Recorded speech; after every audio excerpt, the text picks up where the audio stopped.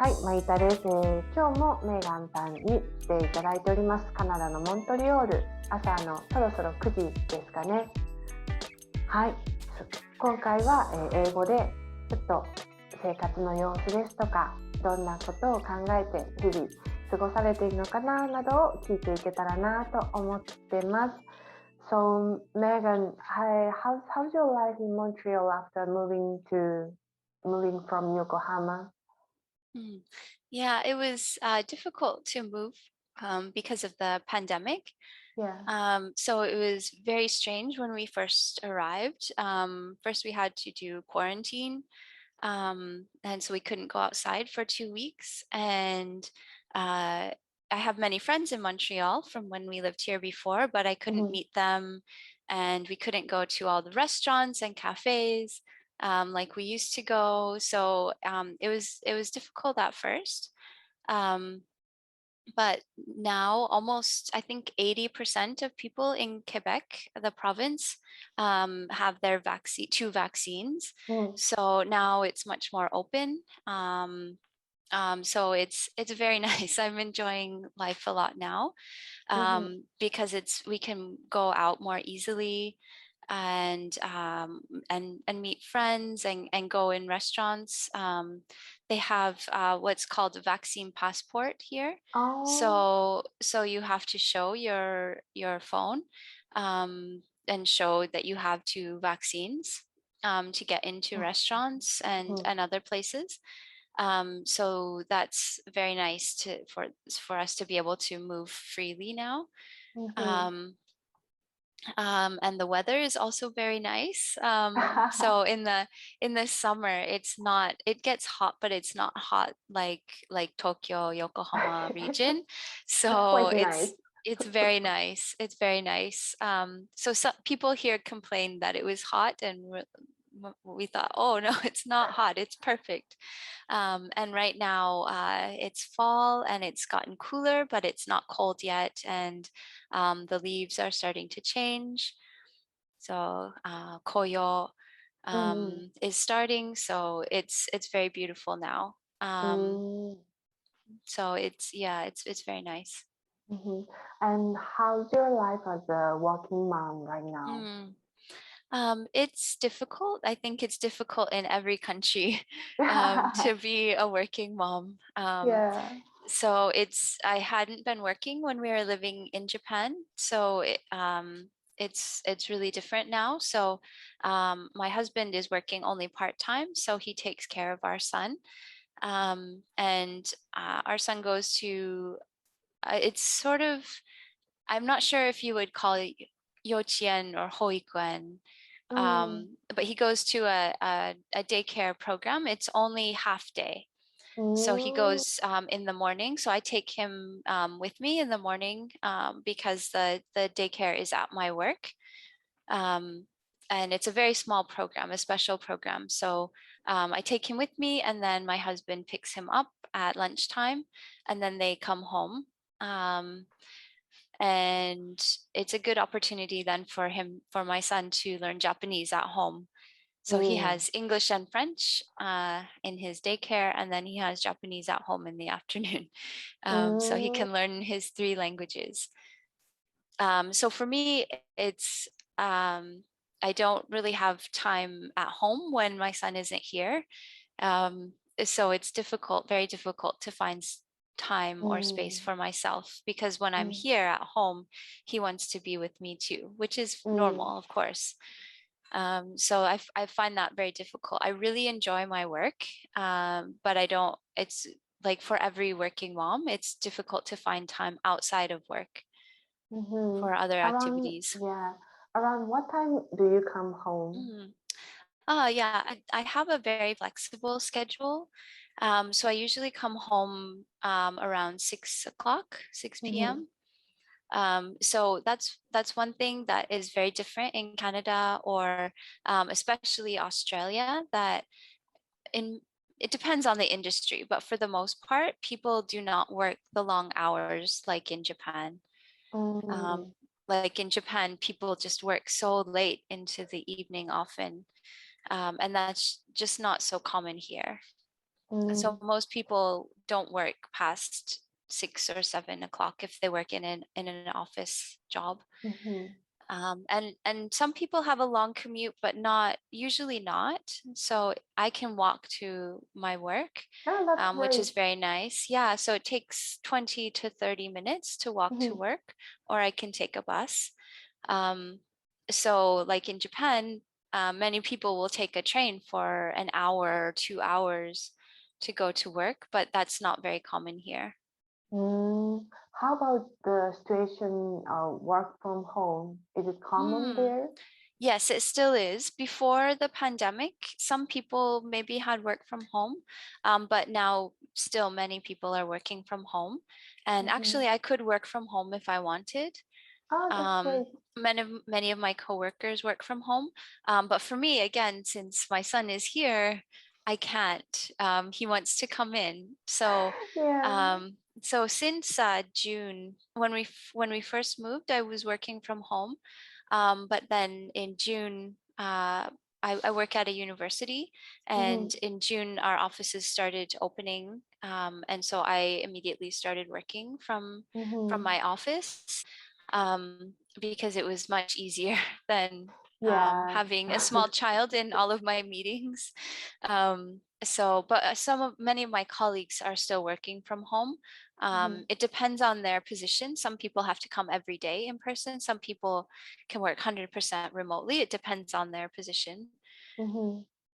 So most of our meetings are still on Zoom. Just because people are all in all different places. They could be at home, they could be somewhere else, or they could be in their office. So we still do online Zoom meetings a lot. But even in that Zoom meeting, do you do like small talk for the communication? Sometimes, but it is more difficult. So that's been a challenging thing as a new, starting in a new position and being new. Some people I did actually know from before, from many years ago when we lived in Montreal, but most colleagues I didn't know before. So it's difficult to have small talk on Zoom. So that's something that I miss a lot, like getting to know people. It's been very slow for me to get to know people, and some people I work with I haven't met before. I haven't seen in person, or maybe not even on Zoom, just because we're not in the same place. So like when we go get coffee or something, we don't see each other. Yeah, that's a communication that we miss when it's even work from home is very convenient for us. Yes, yes, definitely. Yeah. Do you have any career vision in the future? I couldn't hear. Your vision about your career. What kind of work do you want to do? Do you want to continue the same or?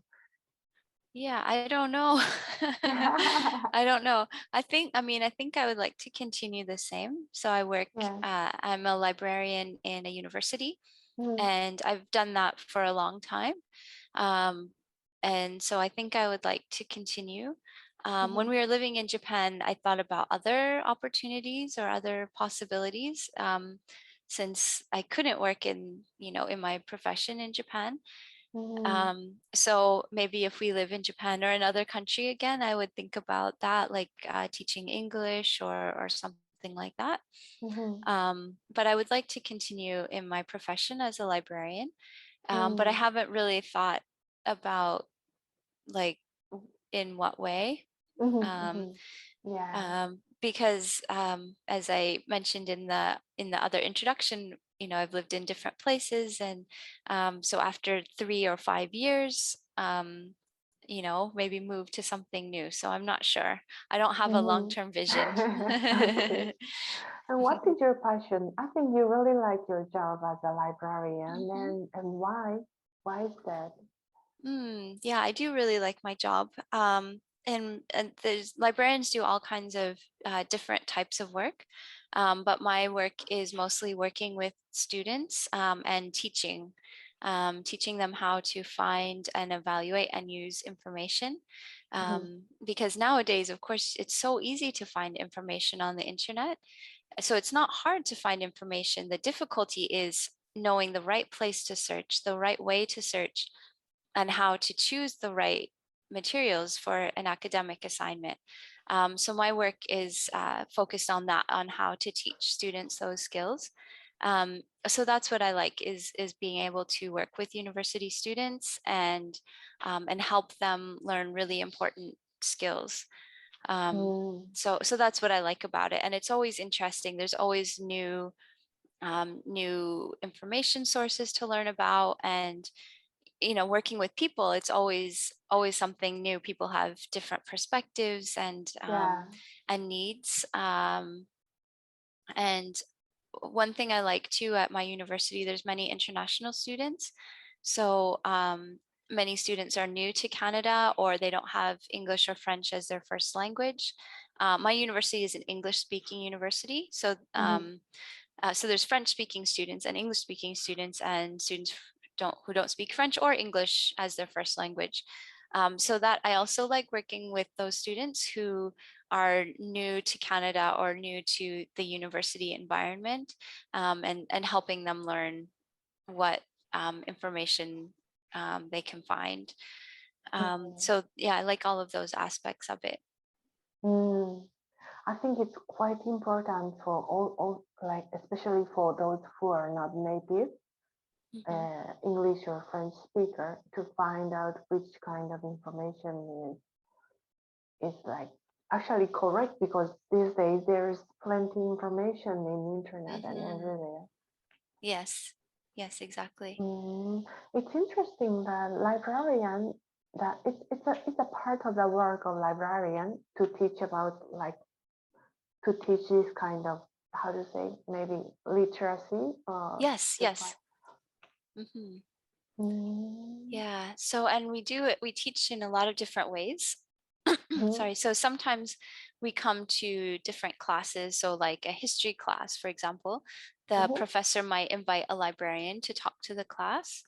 So we do that. And then we also do like workshops in our library where students can come, or we make online tutorials or online like study guides that they can use. And then we also meet with students one-on-one. So they might come to the library and say, oh, I need help. And then we help them one-on-one too. So there's lots of different ways that we work with students. Is there any point that the students surprise when you talk about, like, for example, which point they think it's new, or it's something is really common in librarian but we don't know? Yeah, well, it depends on the student's background. So some have a lot of experience doing like library type of research, but some it's new to them that we have we have like millions of online articles that the library has subscriptions. So we pay money to be able to access journals, scientific journals, and so on. And so it's not just free on the internet. The library pays a lot of money to have subscriptions so that they can access them. So that's something that not many students, or many students don't know, that they can access material for free that the library has already paid for, scientific journals or online books and so on. So that's, sometimes that's a surprise for a lot of people. Yeah. And as far as it's online, so they can access from home or from wherever they want, right? Yeah, that's exactly right. It's interesting. Yeah. And because of the pandemic, we still have some students who are studying in their own country. They haven't been able to come back to Canada yet. So then they can still access all of the materials from their home, in their home country too. Interesting. And why you decided to be a librarian? I don't know. So I did my undergraduate degree in history, and I worked in my university library as a student, and I really liked it. So, so then when I finished my history degree, I applied to go to graduate school. So in North America, librarians have a master's degree. So they go to graduate school before becoming a librarian. So I didn't have any other plans. So I went to graduate school to get my master's degree.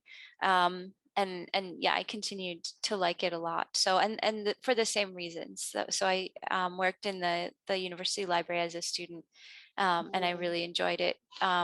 Just learning about all of the information that we have access to and how it's arranged, and how best to help people use it.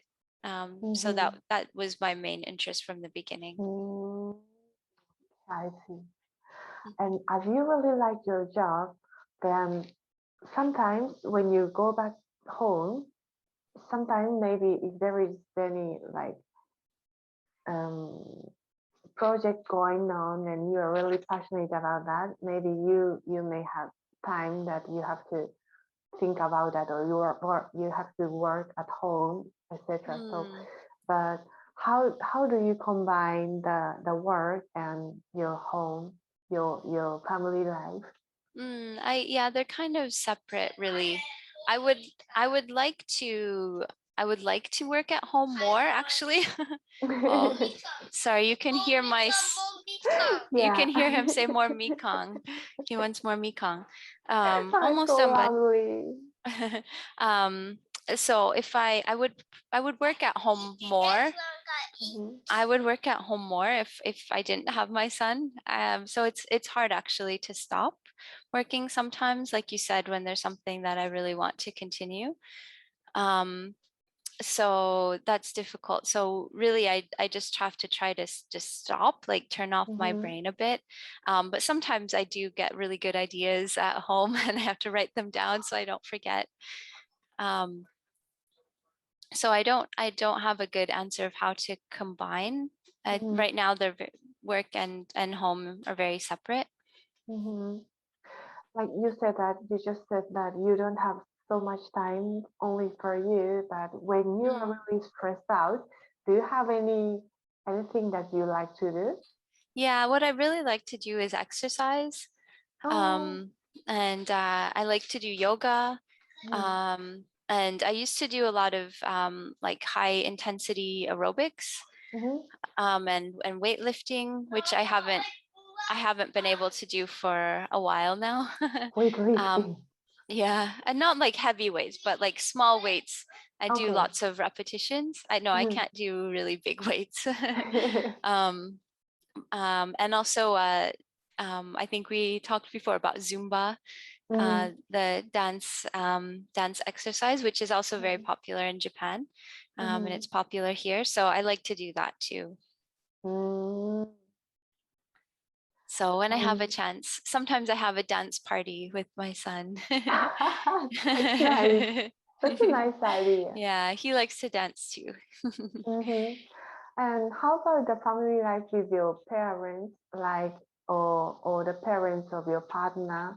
I think in Japan, I consider that Japanese way of communication with our parents is not so like intimidate. No, which is the right word? Not so close as like.